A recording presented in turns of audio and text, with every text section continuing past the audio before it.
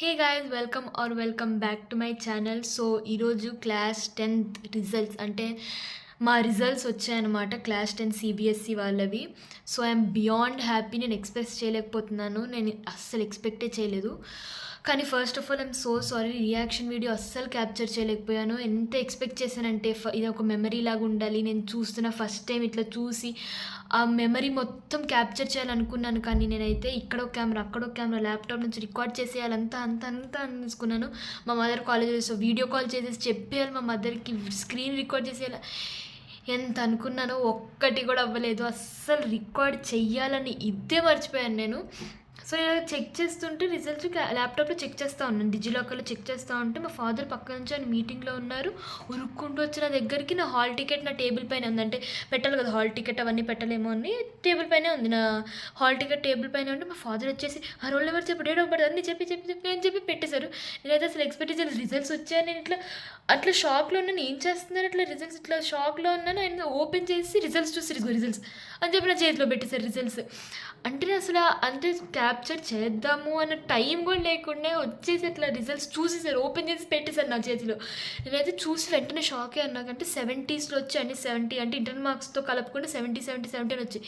ఏంటి అన్నీ 70లో వచ్చి అంత తక్కువ ఎట్లా వచ్చాయా అని నేనైతే అంత షాక్ అయిపోయాను. పక్కన వెంటనే 20 మార్క్స్ చూసి ఏమో 90లో ఎట్లా వచ్చినాయని నేనైతే ఫుల్ షాక్ అయిపోయాను.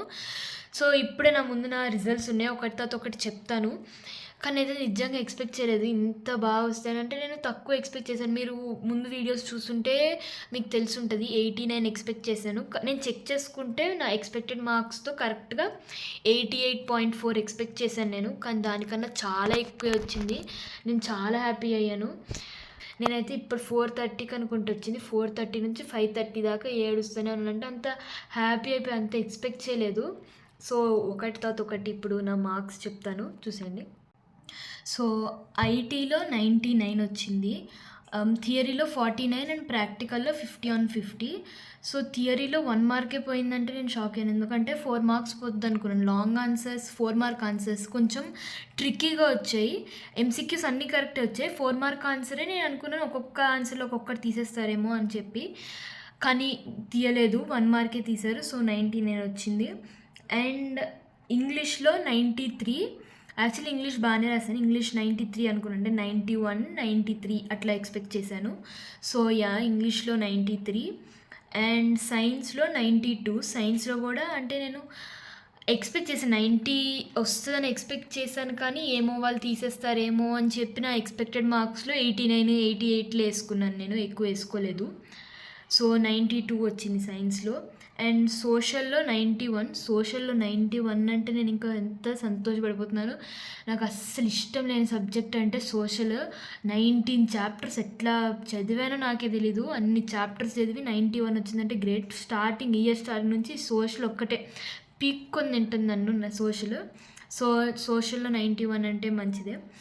అండ్ తెలుగులో అస్సలు నేను ఎక్స్పెక్టే చేయలేదు. ఎంత సంతోషంగా ఉన్నానంటే నేను తెలుగు సోషల్ కన్నా నాకు తెలుగు ఇంకా అస్సలు నచ్చదు. తెలుగు అంటే నాకు విసుగు, చిరాకు అంతా ఒకేసారి తెలుగుని చూస్తే నాకు వచ్చేస్తాయి.